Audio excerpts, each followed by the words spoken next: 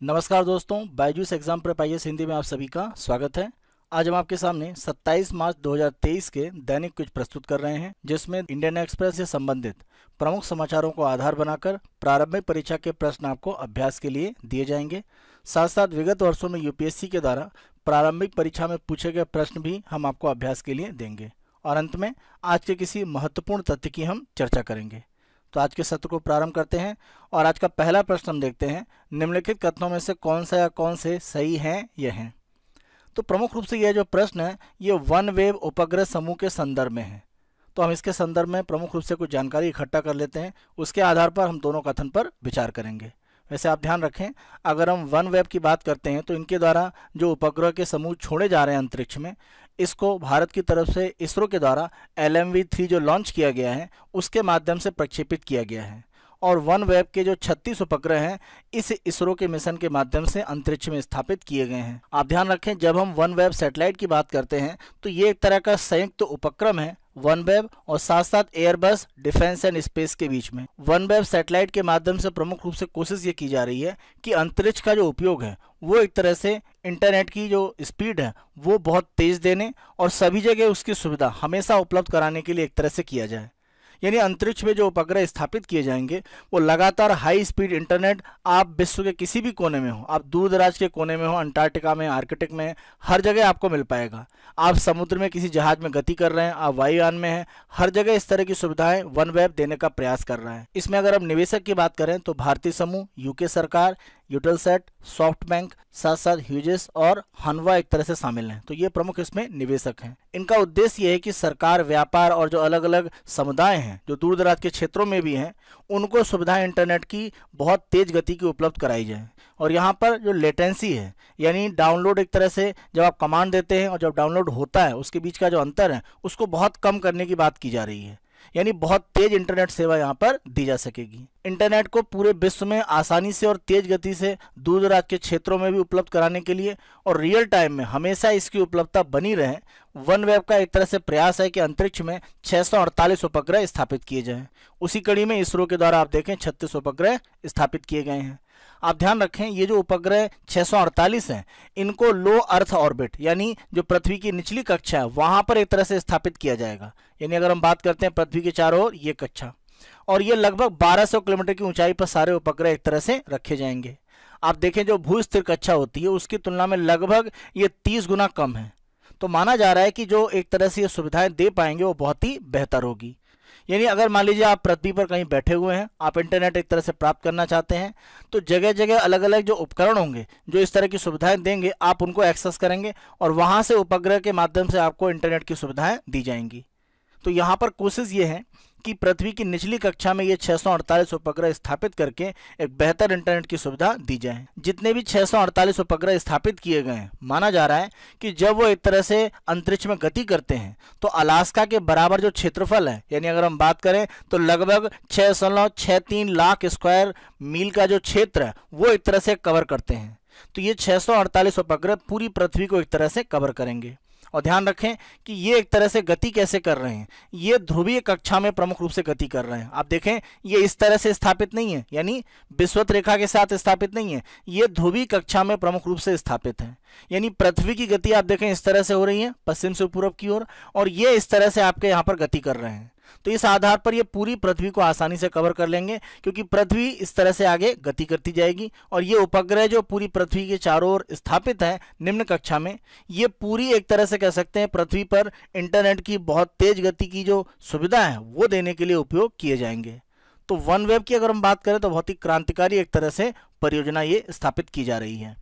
अब अगर हम इसके विकल्पों को देखें, पहला, वन वेब उपग्रह समूह लियो ध्रुवीय कक्षा में कार्य करता है। तो यानी लो अर्थ ऑर्बिट यानी पृथ्वी की जो निम्न कक्षा है वहां पर ये एक तरह से कार्य करता है और ध्रुवीय कक्षा है। तो पहला कथन सत्य है। दूसरा कथन देखते हैं, वे विशेष रूप से जासूसी उपग्रहों के समान कक्षा से पृथ्वी का अवलोकन करने के लिए डिजाइन किए गए उपग्रह हैं, लेकिन यह गैर सैन्य उपयोगों जैसे पर्यावरण निगरानी, मौसम विज्ञान, मानचित्रण बनाने आदि के लिए अभिप्रेत हैं। तो यहाँ पर आप देखें, जो इसके अनुप्रयोग बताए जा रहे हैं उसमें इंटरनेट की सुविधाएं दिया जाएगा ऐसा कहीं भी नहीं कहा गया है। इस आधार पर दूसरा कथन असत्य हो जाता है। केवल पहला कथन सत्य है, इसीलिए हमारा उत्तर है ए, केवल एक सत्य है। दूसरा प्रश्न हम देखते हैं, मृत्युदंड के संबंध में निम्नलिखित कथनों में से कौन सा या कौन से सही हैं या हैं। तो भारत में मृत्युदंड के संदर्भ में आप देखें तो यहाँ पर सुप्रीम कोर्ट के सामने एक मुकदमा एक तरह से लाया गया, आप कह सकते हैं एक तरह की अपील दायर की गई है, जिसमें जो भी एक तरह से मृत्युदंड में प्रक्रिया अपनाई जाती है, भारत में आप देखें फांसी देने की प्रक्रिया होती है और जब तक व्यक्ति की मृत्यु नहीं हो जाती है तब तक उसको फांसी पर लटका कर रखा जाता है। तो इस प्रक्रिया को एक तरह से बदलने या इसमें कुछ नया परिवर्तन क्या हो सकता है, कोई दूसरा उपाय अपनाया जा सकता है, वो मुद्दा एक तरह से अगर हम देखें तो सुप्रीम कोर्ट के सामने लाया गया है। वैश्विक स्तर पर आप ध्यान रखें, एमनेस्टी इंटरनेशनल का मानना है कि 55 देशों में आप देखें इस तरह से मृत्युदंड की जो सजा है उसका प्रावधान है। भारत में the air force act 1950, the army act 1950 और द नेवी एक्ट 1957, यहाँ पर आप देखें तो फांसी के माध्यम से मृत्युदंड की व्यवस्था है। इसी के साथ साथ अगर हम देखें तो ये जो तीनों सेना से संबंधित कानून है, यहाँ पर अगर हम देखें तो गोली मारकर भी एक तरह से जो मृत्युदंड है उसकी व्यवस्था दी गई है। आप ध्यान रखें, अगर हम सीपीसी 1973 के सेक्शन 354(5) की बात करें तो ये प्रमुख रूप से मृत्युदंड के साथ में जुड़ा हुआ है और इसकी जो वैधता है, यानी अगर हम संवैधानिक वैधता की बात करें तो इस पर लगातार प्रश्न उठाए गए थे और संवैधानिक वैधता इसकी स्थापित की गई है सुप्रीम कोर्ट के द्वारा 1982 में एक निर्णय दिया गया, यानी बचन सिंह बनाम पंजाब राज्य का जो मामला था। बहुत महत्वपूर्ण निर्णय है सुप्रीम कोर्ट का, इसके माध्यम से भारत में मृत्युदंड की जो संवैधानिक वैधता है उसको स्थापित किया गया था। 2003 में भारत में विधि आयोग के द्वारा 187वीं जो रिपोर्ट प्रस्तुत की गई थी तो उन्होंने सेक्शन 354(5) के संदर्भ में प्रमुख रूप से ये कहा था कि जब भी किसी भी न्यायाधीश के द्वारा मृत्युदंड के संदर्भ में कोई निर्णय दिया जा रहा है तो उनको एक तरह से एक डिस्क्रेशन, यानी उनको एक तरह से अपनी स्वयं की एक शक्ति होनी चाहिए कि वो निर्णय देते समय एक तरह से जो भी प्रक्रिया हो सकती है मृत्युदंड की, फांसी या मान लीजिए अगर हम बात करते हैं गोली मारने की या कोई खतरनाक रसायन को इंजेक्शन के रूप में देने की, कोई भी प्रक्रिया अपना सकते हैं। तो ये न्यायाधीश के एक तरह से स्वविवेक पर आधारित होना चाहिए, ऐसा विधि आयोग के द्वारा 2003 में कहा गया था। वैश्विक स्तर पर अगर एक प्रक्रिया देखें तो फायरिंग स्क्वाड की जो व्यवस्था है वो चीन में लागू है। सऊदी अरब में आप देखें एक तरह से सर धड़ से अलग करने की व्यवस्था है। अमेरिका में आप देखें कि जो खतरनाक रसायन है उसे इंजेक्शन के माध्यम से शरीर में डाला जाता है मृत्युदंड के प्रावधान में, और अमेरिका के 27 राज्य और अमेरिकन समोआ में ये लागू है। अमेरिका के राज्यों में दूसरा सबसे प्रमुख जो एक तरह से मृत्युदंड के लिए प्रावधान है वो एक तरह से इलेक्ट्रिक शॉक के माध्यम से है। अभी हाल फिलहाल में आप देखें तो अमेरिका में जो इडाहो राज्य है उसके द्वारा फायरिंग स्क्वाड के संदर्भ में प्रक्रिया आगे बढ़ाई गई हैं कि मृत्युदंड के लिए इसका उपयोग किया जाए। इसके पहले आप देखें मिसिसिपी, उटाह, ओक्लाहोमा और साउथ कैरोलिना, इन 4 राज्यों में फायरिंग स्क्वाड के माध्यम से मृत्युदंड का एक तरह से प्रावधान किया गया है। अब अगर हम इस चर्चा के आधार पर देखें तो पहला कथन यहाँ पर असत्य हो जाता है, क्योंकि जो संवैधानिक वैधता है मृत्युदंड की वो बचन सिंह बनाम पंजाब राज्य के मामले से हुई थी, न कि नानावती महाराष्ट्र राज्य का जो मामला था उसकी बात करें। तो इस आधार पर पहला कथन गलत है। दूसरा, विधि आयोग ने सुझाव दिया था कि मृत्युदंड के तरीके को न्यायाधीश के विवेक पर छोड़ दिया जाना चाहिए, जो आदेश पारित करने से पहले दोषी की बात सुनेंगे। तो यहाँ पर ये दूसरा कथन सही है, क्योंकि 2003 में विधि आयोग ने अपनी रिपोर्ट में इसके बारे में सिफारिश किया था। केवल दूसरा कथन सत्य है, इसीलिए हमारा उत्तर है बी, केवल 2 सत्य है। आज का तीसरा प्रश्न हम देखते हैं, विशेष आहरण अधिकार के संबंध में निम्नलिखित कथनों पर विचार कीजिए। देखिए, जब हम विशेष आहरण अधिकार या स्पेशल ड्राइंग राइट्स की बात करते हैं तो ये अंतर्राष्ट्रीय मुद्रा कोष के द्वारा प्रमुख रूप से जारी किया जाता है। अंतर्राष्ट्रीय मुद्रा कोष के जो 190 देश सदस्य हैं उनकी वैश्विक अर्थव्यवस्था में जो स्थिति होती है उसके आधार पर उनको एक कोटा जारी किया जाता है, और किसी भी देश के इस कोटे के आधार पर आप देखें उनको SDR भी जारी किया जाता है।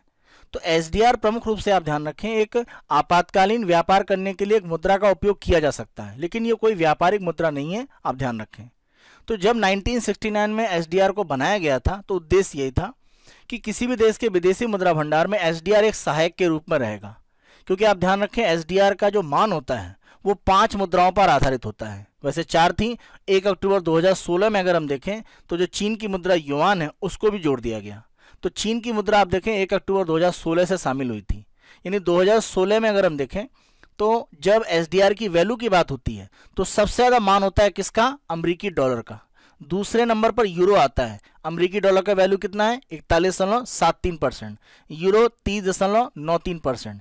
चीन की मुद्रा रेनमिनबी या युआन की बात करें 10.92%, जापानी येन 8.33 और ब्रिटिश पाउंड की अगर हम बात करें 8.09। तो इस आधार पर अगर हम देखें तो जब हम SDR के मूल्य निर्धारण की बात करते हैं तो अमेरिकी डॉलर के बाद रेनबिन नहीं, यूरो मुद्रा एक तरह से प्रमुख रूप से आती है। तो ये दूसरे नंबर पर यूरो है, न कि रेनबिन। तो पहला कथन असत्य है। दूसरा, एसडीआर व्यक्तियों, निजी संस्थाओं, सदस्य देशों, आईएमएफ और निर्धारित धारकों नामक कुछ निर्दिष्ट आधिकारिक संस्थाओं द्वारा धारण और उपयोग किए जा सकते हैं। ध्यान रखें, जब यहाँ पर हम व्यक्तियों की बात करते हैं, निजी संस्थाओं की बात करते हैं, तो ये प्रमुख रूप से अधिकृत नहीं है, क्योंकि सदस्य देश, आईएमएफ और निर्धारित धारक, इसमें अगर हम देखें तो कुछ अलग अलग देशों के जो केंद्रीय बैंक हैं वो शामिल हैं। तो ये जो निजी व्यक्ति, निजी संस्था की बात की जा रही है, ये एसडीआर के संदर्भ में उपयोग करने के लिए अधिकृत नहीं है, न इसको धारण कर सकते हैं। तो दूसरा कथन असत्य है। तीसरा, आईएमएफ हर 5 साल में यह आवश्यक हो तो इससे पहले भी यह सुनिश्चित करने के लिए एसडीआर बास्केट की समीक्षा करता है कि एसडीआर बास्केट दुनिया के व्यापार और वित्तीय प्रणालियों में मुद्राओं के सापेक्ष महत्व को दर्शाता है। और ये समीक्षा के आधार पर आप देखें जो मुद्राएं शामिल हैं, जैसे वर्तमान में ये 5 मुद्राएं शामिल हैं, इसमें एक तरह से परिवर्तन हो सकता है। तो ये तीसरा कथन यहाँ पर सत्य है, केवल तीसरा सत्य है, इसीलिए हमारा उत्तर हो जाता है बी, केवल 3 सत्य है। चौथा प्रश्न हम देखते हैं, राज्य विधानमंडल के विशेषाधिकार निम्नलिखित में से किनके लिए विस्तारित हैं? तो यहाँ पर विशेषाधिकार, प्रिविलेज की बात की जा रही है। तो ये विधानसभा और विधान परिषद के सदस्यों के लिए प्रमुख रूप से रहता है, विधान परिषद के अध्यक्ष के लिए रहता है, और अगर हम बात करते हैं राज्य के महाधिवक्ता, एडवोकेट जनरल, जैसे सेंटर में अटॉर्नी जनरल होता है, तो ये एक तरह से विशेषाधिकार इनको भी प्राप्त रहता है। लेकिन अगर हम राज्यपाल की बात करें तो राज्य विधानमंडल के जो विशेषाधिकार है उसके साथ में वो एक तरह से जुड़े नहीं है, वो वहां तक विस्तारित नहीं होता है। तो पहला एक तरह से भाग नहीं है राज्यपाल, 2, 3, 4, 5 है, इसीलिए हमारा उत्तर हो जाता है सी। प्रश्न का आधार प्रमुख रूप से ये है कि पश्चिम बंगाल के जो गवर्नर हैं उनके द्वारा प्रमुख रूप से ये एक बात कही गई है कि अगर हम राजभवन की बात करें जहां पर गवर्नर का निवास होता है, उसको जन भवन के रूप में एक तरह से आगे बढ़ाना चाहिए। दैनिक क्विज के दूसरे भाग में हम यूपीएससी के द्वारा विगत वर्षों में पूछे गए प्रारंभिक परीक्षा के प्रश्न आपको अभ्यास के लिए देते हैं। आज हम 2008 की प्रारंभिक परीक्षा का प्रश्न आपको अभ्यास के लिए दे रहे हैं। प्रश्न को देखते हैं, ओगाडेन क्षेत्र किन देशों के बीच संघर्ष का स्रोत रहा है? तो अगर हम ओगाडेन क्षेत्र की बात करें तो ये इथियोपिया का एक तरह से भाग है। अगर आप एक तरह से देखें तो ये लगभग इसका एक पूर्वी एक तरह से हिस्सा है। ओगाडेन क्षेत्र इथियोपिया और साथ साथ अगर हम बात करते हैं सोमालिया, उन दोनों के बीच में प्रमुख रूप से संघर्ष का स्रोत है, इसीलिए हमारा उत्तर है डी। दैनिक क्विज के तीसरे और अंतिम भाग में हम आज के तथ्य की चर्चा करते हैं और आज का तथ्य है डिप्लेटेड यूरेनियम। इसकी अगर हम बात करें तो ये यूरेनियम का एक तरह से घटिया प्रकार है। आप ऐसा कह सकते हैं कि यूरेनियम का जो संवर्धन किया जाता है, एनरिच किया जाता है उसे, तो उस तरह का जो यूरेनियम है वो प्रमुख रूप से अगर हम देखें तो एटम बम बनाने में एक तरह से उपयोग किया जा सकता है। लेकिन उस प्रक्रिया में आप देखें बाई प्रोडक्ट के रूप में, यानी बचे हुए भाग के रूप में ये जो डिप्लेटेड यूरेनियम है ये बनता है और इसका भी कुछ हथियारों में उपयोग किया जाता है। तो माना जाता है कि इसका प्रमुख रूप से उपयोग कुछ अलग अलग प्रकार के विशेष हथियारों में किया जा सकता है। और इसी तरह के जो हथियार हैं जिसमें डिप्लेटेड यूरेनियम का उपयोग किया जा रहा है, यूके की तरफ से घोषणा की गई है कि ऐसे हथियार यूक्रेन को दिए जाएंगे। तो ये एक तरह से हथियार हैं क्या, खासतौर से डिप्लेटेड यूरेनियम क्या है और क्या प्रभाव ये डालता है और युद्ध में किस तरह से उपयोग हो सकता है? सामान्य अगर हम यूरेनियम की बात करें तो 238 का जो प्रतिशत होता है यूरेनियम में वो बहुत ज़्यादा होता है, लेकिन 235 बहुत कम होता है। यानी सामान्य तौर पर आप देखें तो किसी भी यूरेनियम में लगभग आपका 0.7% जो भाग है वो एक तरह से यूरेनियम 235 होता है और 238 बड़ा हिस्सा। तो ऐसी स्थिति में क्या है कि प्रमुख रूप से जब हम समृद्ध यूरेनियम की बात करते हैं तो हम यूरेनियम में 235 का प्रतिशत बढ़ाते हैं। यूरेनियम में आप ध्यान रखें जो सेंट्रीफ्यूग्स होते हैं उनका उपयोग करके 235 की जो एक तरह से मात्रा है प्रतिशत में वो बढ़ाई जाती है। और इस आधार पर आप देखें एनरिच्ड यूरेनियम यानी संवर्धित यूरेनियम बनता है जो परमाणु ईंधन में उपयोग किया जा सकता है, जो भी हमारे न्यूक्लियर पावर रिएक्टर हैं। और हाईली एनरिच्ड यूरेनियम यानी और ज़्यादा मात्रा को बढ़ाया जाता है। जब हम हाईली एनरिच्ड की बात करते हैं तो 235 आप देखें 85% से ज़्यादा हो जाता है यूरेनियम में। तो ऐसी स्थिति में उसका परमाणु हथियार में उपयोग किया जा सकता है। ये जो प्रक्रिया की जा रही है यूरेनियम को एनरिच करने की, संवर्धित करने की, इसी प्रक्रिया में घटिया यूरेनियम या डिप्लेटेड यूरेनियम ये एक उप उत्पाद के रूप में होता है, यानी बाई प्रोडक्ट के रूप में प्राप्त होता है। तो ये ध्यान रखें कि माना यह जाता है कि परमाणु प्रतिक्रिया करने के लिए एक तरह से ये उपयोगी नहीं है, यानी इसका किसी भी तरह से परमाणु बिजली घर में उपयोग नहीं हो सकता है और बहुत शक्तिशाली नहीं होता है। लेकिन माना जाता है कि काफ़ी ये एक तरह से यहाँ पर घना होता है, यानी अगर हम डेंसिटी की बात करें, घनत्व की बात करें, बहुत ज़्यादा है। और सीसा यानी अगर हम लेड की बात करें तो लेड से भी एक तरह से ज़्यादा घना होता है। लेड या शीशे की तुलना में ज़्यादा या घना या डेंस होता है, तो ये इसकी कठोरता को बढ़ा देता है।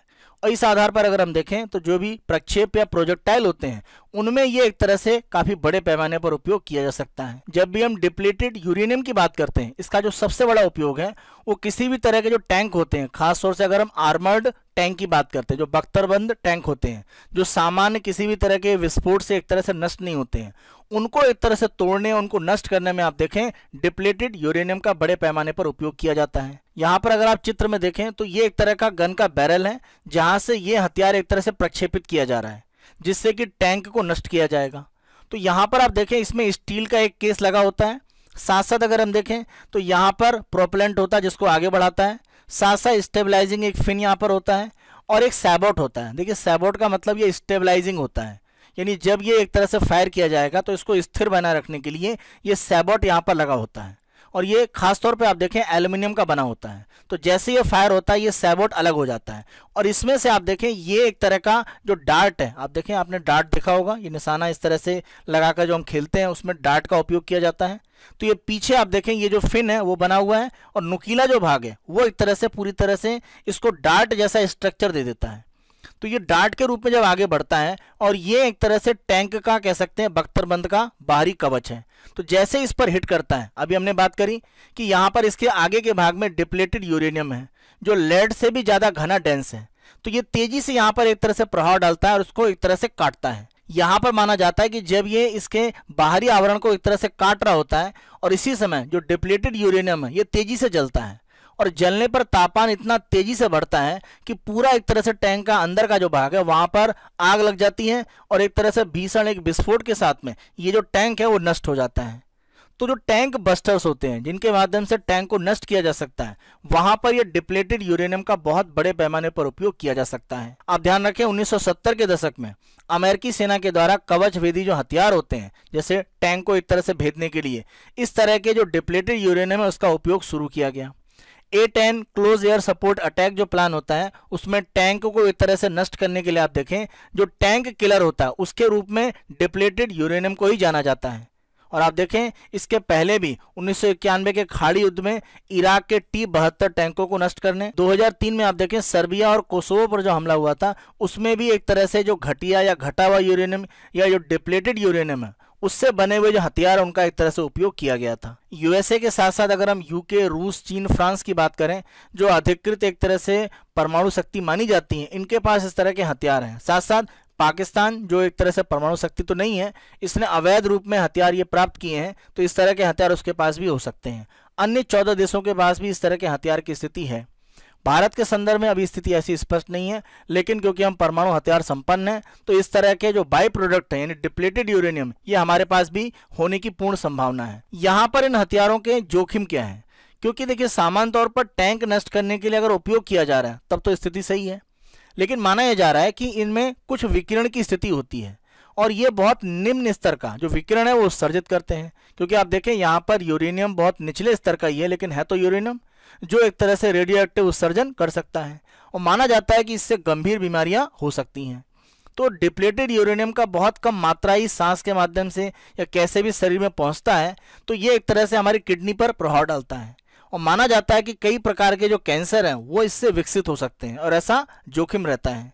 साथ साथ ये भी कहा जाता है कि अगर डिप्लेटेड यूरेनियम का आपने उपयोग किया, मान लीजिए टैंक नष्ट नहीं हुआ या टैंक पर वो नहीं गिरा, तो अगर वो जमीन पर गिरता है तो ऐसी स्थिति में जो एक तरह से भूजल है या जो मिट्टी है उसको ये जहरीला बना सकता है। आज के दैनिक क्विज को हम यहीं पर समाप्त करते हैं। बायजूस एग्जाम प्रेप IAS को आप बहुत अधिक पसंद कर रहे हैं। अगर हमारी इस पहल को आप पसंद कर रहे हैं तो अधिक से अधिक संख्या में लाइक करना बिल्कुल ना भूलें। और अगर आपकी UPSC तैयारी के लिए उपयोगी सिद्ध हो रही है तो आप अपने और जो मित्र हैं जो सिविल सर्विसेज की तैयारी कर रहे हैं उनके साथ जरूर इसे शेयर करें। और अगर अभी तक आपने हमारे YouTube चैनल को सब्सक्राइब नहीं करा है तो हमारे YouTube चैनल को आज ही सब्सक्राइब करें। धन्यवाद।